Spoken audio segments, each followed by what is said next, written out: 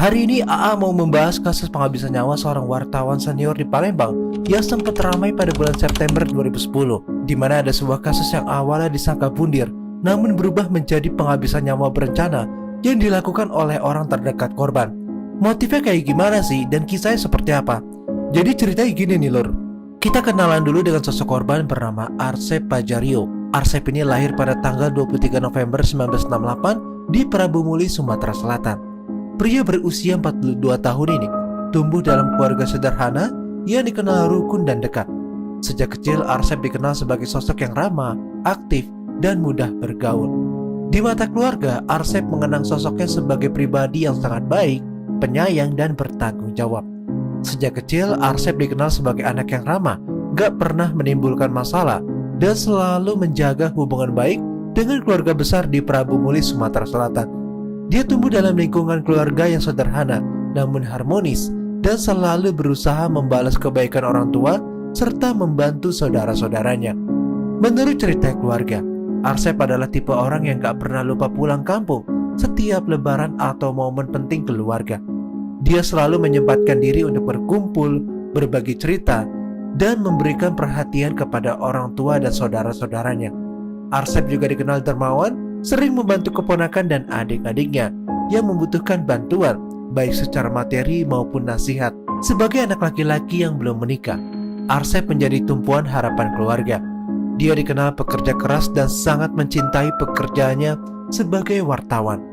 Keluarganya sering merasa bangga karena Arsep bisa sukses di Palembang, menjadi wartawan senior dan dikenal banyak orang di lingkungan kerjanya.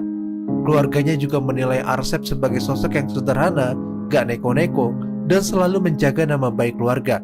Dia gak pernah menceritakan masalah berat kepada keluarga. Selama pendidikannya, Arsep menempuh pendidikan dasar hingga menengah di Prabu Muli.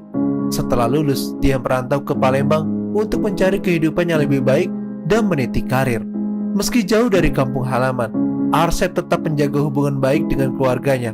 Setiap lebaran dia selalu pulang ke Prabu Muli untuk berkumpul dengan keluarga besar. Kehidupan profesional Arsep dimulai saat dia memilih jalur jurnalistik sebagai profesi.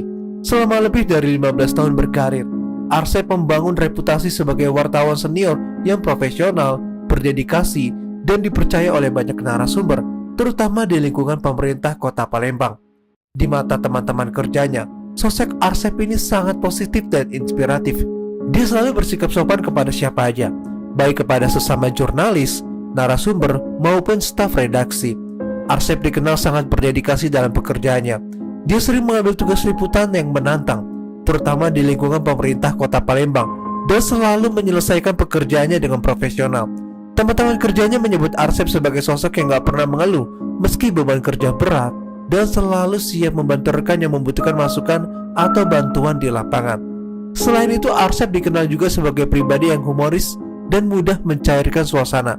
Dia sering menjadi penengah jika ada masalah di antara rekan kerja dan gak segan-segan memberikan nasihat atau motivasi kepada wartawan muda. Banyak junior di Seripo yang merasa Arsep ini adalah mentor yang baik karena dia gak pelit ilmu dan selalu membagikan pengalaman jurnalistiknya. Selama berkarir sebagai wartawan, Arsep tinggal sendiri di rumahnya di Komplek Citra Dago Blok D nomor 9, Kelurahan Sukajaya, Kecamatan Sukarami, Palembang. Hingga usianya yang ke-42, Arsep belum menikah dan menjalani kehidupan mandiri. Meski hidup sendiri, dia tetap aktif menjaga komunikasi dengan keluarga di Prabu Muli dan dikenal sebagai sosok yang setia kawan serta peduli pada lingkungan sekitar. Di luar pekerjaannya sebagai wartawan, Arsep juga aktif di media sosial.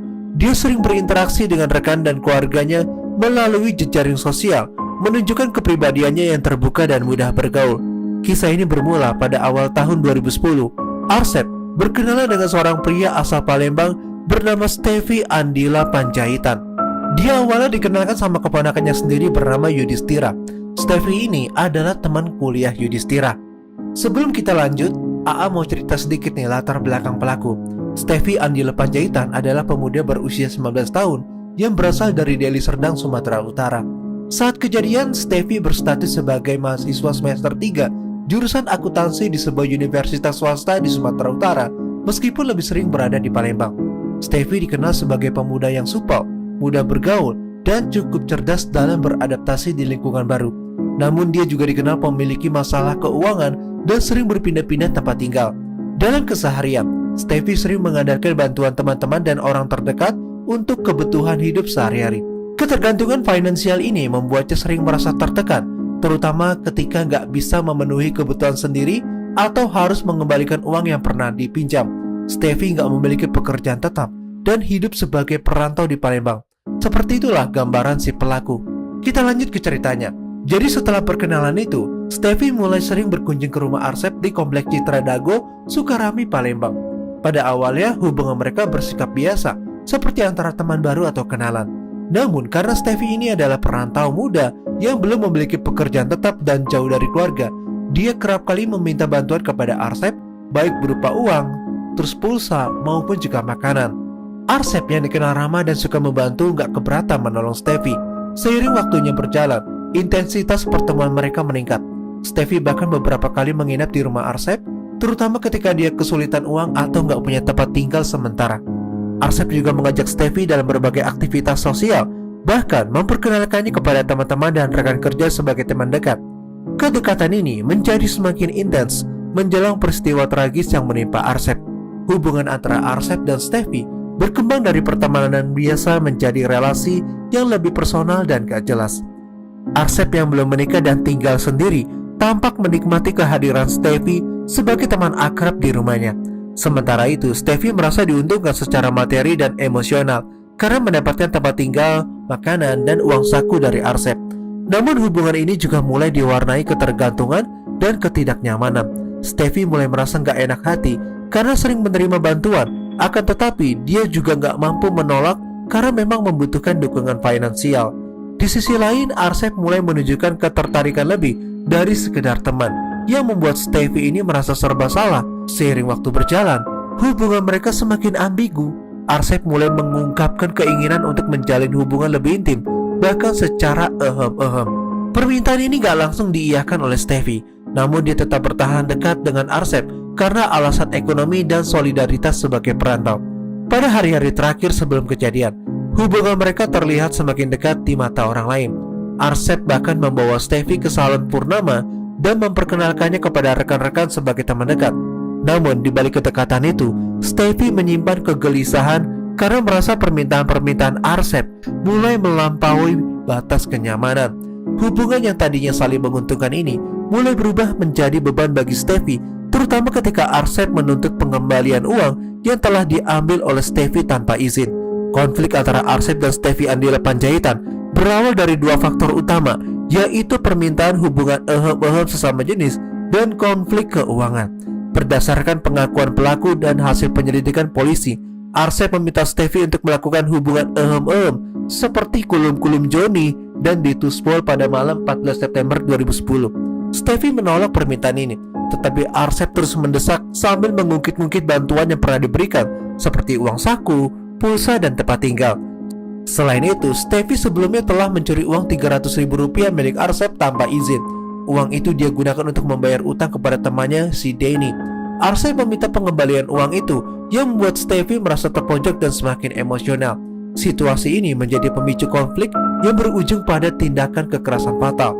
Malam naas itu terjadi pada tanggal 14 September 2010, sekitar pukul 8 waktu Indonesia Barat. Di rumah Arsep di Komplek Citra Dago, terjadi pertengkaran hebat antara Arsep dan Steffi. Setelah menolak permintaan hubungan ehem-ehem Arsep, Steffi dicaci dengan kata-kata kasar, seperti "kamu gak tahu diri, udah gue bantu malah mencuri uang gue." Steffi yang udah terpancing emosi dan merasa terhina, tiba-tiba memiting leher Arsep dari belakang di dekat lemari ruang tamu. Dia menyeret Arsep ke ruang depan hingga korban terjatuh. Steffi kemudian menindih tubuh Arsep dan menjerat lehernya dengan kedua tangan selama 10 menit hingga korban kehabisan nafas dan tiada. Setelah memastikan Arsep gak bernafas lagi, Steffi menyeretnya ke kamar tidur dan meletakkannya di tempat tidur. Dia kemudian mengambil dua ponsel milik Arsep, yaitu HP Nokia E63 dan N81, uang Rp300.000, kamera digital, dan handycam. Untuk menghilangkan jejak dan mengelabui penyelidik, Steffi meletakkan kaleng racun serangga di samping tangan korban agar terlihat seperti bundir. Dia juga memasukkan sepeda motor Arsep ke dalam rumah untuk menghindari kecurigaan tetangga. Setelah memastikan semuanya terlihat seperti bundir, Steffi mengunci pintu rumah dari luar dan membuang kunci ke semak-semak di sekitar komplek. Dia lalu melarikan diri ke Betung, Banyuasin, Sumatera Selatan menggunakan motor korban. Penghabisan nyawa ini gak direncanakan sebelumnya, melainkan terjadi secara spontan akibat emosi pelaku yang meledak.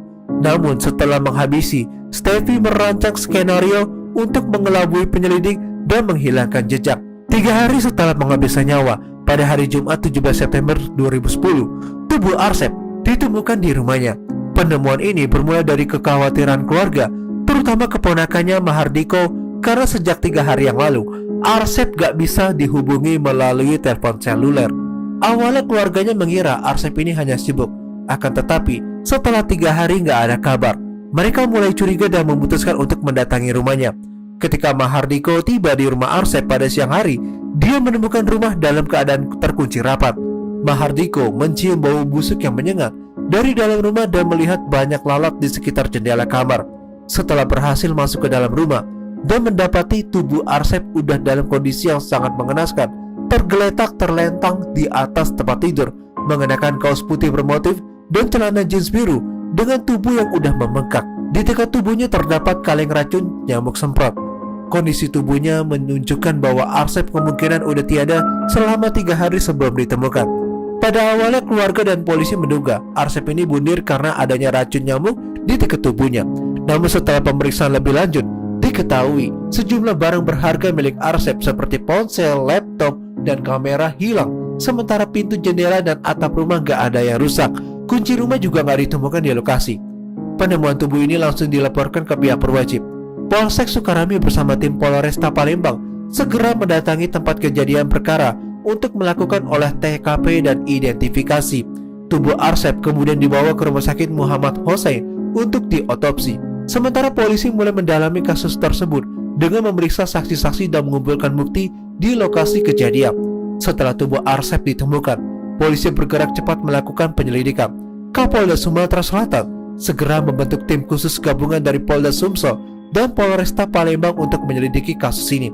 Dari hasil olah TKP, polisi mendapati rumah korban tidak ada tanda-tanda perusakan, namun sejumlah barang berharga seperti ponsel, laptop, dan kamera digital hilang. Hasil otopsi di rumah sakit memastikan Arsep tiada akibat kekurangan oksigen dan ditemukan tanda-tanda jelas bekas jeratan di lehernya, sehingga dugaan bundir atau keracunan langsung gugur. Polisi kemudian memeriksa saksi-saksi, termasuk keluarga, tetangga, dan orang-orang terakhir yang diketahui berinteraksi dengan korban. Dari keterangan saksi dan penelusuran komunikasi terakhir korban, polisi mengidentifikasi Steffi Andila Panjaitan sebagai orang terakhir yang bersama Arsep. Steffi adalah teman dekat korban yang sering menginap di rumah Arsep dan dikenal oleh lingkungan sekitar. Berdasarkan informasi tersebut, polisi melakukan pelacakan dan menemukan kalau Steffi ini telah melarikan diri ke Betung, Banyuasin, Sumatera Selatan. Tim gabungan dari Polda Sumsel dan Polresta Palembang segera bergerak ke lokasi persembunyian Steffi, dan dalam waktu 3 hari setelah penemuan tubuh tersebut, polisi berhasil menangkap Steffi di rumah orang tuanya di Betung. Saat ditangkap, polisi menemukan barang-barang milik korban seperti ponsel dan kamera digital yang disembunyikan oleh Steffi. Ponsel korban ditemukan tersembunyi di bawah pohon pisang di rumah orang tua Steffi di Betung. Polisi menginterogasi Steffi Andila Panjaitan di kantor Reskrim Polsek Sukarami Palembang pada Sabtu 18 September 2010 mulai pukul 9 pagi hingga 6 sore secara intensif dan non-stop. Selama proses interogasi tersebut, Steffi awalnya hanya mengaku mencuri uang dan barang-barang milik Arsep Pajario seperti ponsel dan laptop. Namun setelah penyidik mendalami keterangan dan mengkonfrontasi Steffi dengan bukti serta hasil olah TKP, akhirnya Steffi mengaku telah menghabisi Arsep dengan cara mencerat leher korban pada malam Selasa 14 September 2010. Alasan utama Steffi menghabisi nyawa Arsep adalah karena tersinggung dan sakit hati atas permintaan korban yang memaksanya melakukan hubungan ehem-ehem, serta karena korban menuntutnya mengembalikan uang Rp300.000 yang telah dicuri sebelumnya. Dalam pengakuannya, Steffi menjelaskan bahwa Arsep meminta dirinya melakukan hisap-hisap Joni dan tuspol, akan tetapi permintaan itu dia tolak hingga terjadi adu mulut yang memuncak pada aksinya. Steffi merasa dilecehkan dan tertekan oleh desakan serta ucapan korban, sehingga dia memiting, menyeret, kemudian menjerat Arsep hingga tiada. Setelah menghabisinya, Steffi mengambil barang-barang milik korban dan mencoba menghilangkan jejak dengan merekayasa TKP agar kemetongan Arsep tampak seperti budir, antara lain dengan meletakkan kaleng racun serangga di dekat tubuh korban dan mengunci rumah sebelum melarikan diri ke Betung. Setelah Steffi mengakui semua perbuatannya, polisi membawa tersangka ke lokasi kejadian untuk melakukan rekonstruksi pada hari Senin 20 September 2010. Rekonstruksi ini dilakukan untuk memastikan kesesuaian antara pengakuan tersangka dengan hasil penyelidikan dan olah TKP. Dalam rekonstruksi tersebut, Steffi memperagakan 51 adegan penghabisan nyawa, mulai dari pertengkaran awal, penceratan leher, hingga korban tiada. Dalam rekonstruksi tersebut, Steffi memperagakan 51 adegan penghabisan nyawa, mulai dari pertengkaran awal, penceratan leher hingga korban tiada, pengambilan barang-barang korban, hingga upaya merekayasa TKP dan melarikan diri. Steffi menunjukkan bagaimana dia memiting leher Arsep dari belakang, menyeretnya ke ruang depan, mendidih tubuh korban, dan menjerat lehernya selama sekitar 10 menit hingga korban tiada. Dia juga memperagakan bagaimana dia menyeret tubuh korban ke kamar tidur, meletakkannya di tempat tidur, dan menaruh kaleng racun serangga di samping tangan korban untuk membuat kesan bundir. Rekonstruksi ini disaksikan oleh tim penyidik, keluarga korban, dan media. Hasil rekonstruksi semakin memperkuat bukti bahwa Steffi adalah pelaku penghabisan nyawa Arsep. Setelah proses penyelidikan dan penyelidikan selesai, polisi menyerahkan kasus perkara Steffi Andila Panjaitan ke Kejaksaan Negeri Palembang. Jaksa penuntut umum kemudian mendakwa Steffi dengan dakwaan berlapis. Dakwaan primer menggunakan pasal 338 KUHP tentang penghabisan nyawa dengan ancaman hukuman maksimal 15 tahun penjara. Dalam sidang tuntutan di Pengadilan Negeri Palembang, jaksa penuntut umum menuntut Steffi dengan hukuman 10 tahun penjara. Tuntutan ini didasarkan pada keyakinan jaksa bahwa Steffi terbukti secara sah dan meyakinkan melakukan penghabisan nyawa terhadap Arsep. Jaksa menilai perbuatan Steffi ini memenuhi unsur-unsur dalam pasal 338 KUHP, yaitu dengan sengaja merampas nyawa orang lain. Meskipun penghabisan nyawa nggak direncanakan sebelumnya, akan tetapi ada niat dan kesengajaan saat Steffi menjerat Arsep hingga tiada. Dalam pembelaannya di pengadilan, Steffi mengaku menyesal atas perbuatannya. Dia mengakui telah menghabisi Arsep Pajario, akan tetapi menegaskan bahwa penghabisan nyawa itu gak direncanakan sebelumnya. Steffi mengatakan bahwa dia telah terpancing emosi karena merasa terhina oleh permintaan korban dan cacian yang diterimanya. Steffi juga menyatakan bahwa dia merasa tertekan karena Arsep menuntut pengembalian uang Rp300.000 yang telah diambil tanpa izin. Dia mengaku gak berniat menghabisinya, akan tetapi hanya ingin membela diri dan melepaskan rasa marah akibat perlakuan korban. Selama persidangan, Steffi menunjukkan sikap sopan dan kooperatif. Dia menjawab semua pertanyaan hakim dan jaksa dengan jujur dan gak berbelit-belit.